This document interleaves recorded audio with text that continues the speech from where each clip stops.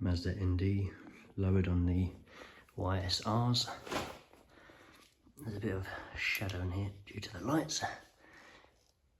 So the rears, clearance from the pinch weld at the moment is 100mm. It's dropped more since I last measured it. It's 100mm clearance there and 95 at the front. It's not what I set it to. It's settled quite a bit since then. In terms of the arches, after the full wheel alignment, I've now got about 2 degrees of camber. And so if you want to go lower here, there's actually room to do so at the rear. With the camber in, that's not going to, if that wheel went straight up, from what I can tell, that wouldn't touch the tyre. There's actually quite far in at the top with the 2 degrees of camber. So that's really easy to see there. But an arch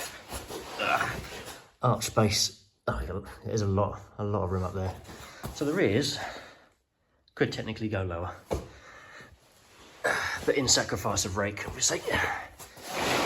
It was supposed to be about 115, 120, but that is what it was when it's set. Driven around the block, came back, it's roughly where it was, settled about a millimetre or two. And now after about 100 miles or so driving in total and the full wheel alignment, it's dropped a lot more, and I've got rubbing on the front.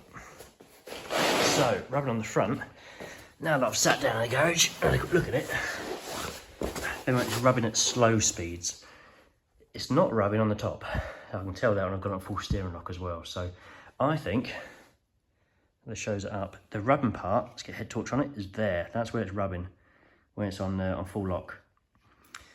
It's rubbing on the inside of the tyre, the inside of the touch, or the back of the tyre from here is touching that when it's on full steering lock. I'll get that in a second on the video. And I'm wondering if it's the caster.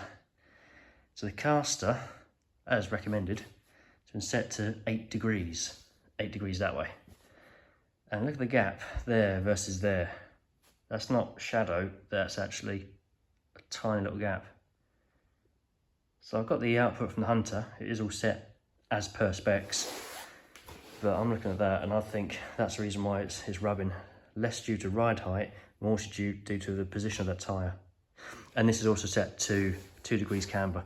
So this has been set up to 949's dual purpose settings.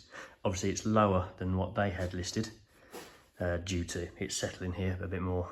But in terms of the camber, toe and caster, it's those settings. So 2 degrees camber, front rear. Toe was 1.16 minutes, I think. And the caster 8 degrees. Right, let me get on full lock. I'll show you on a different video.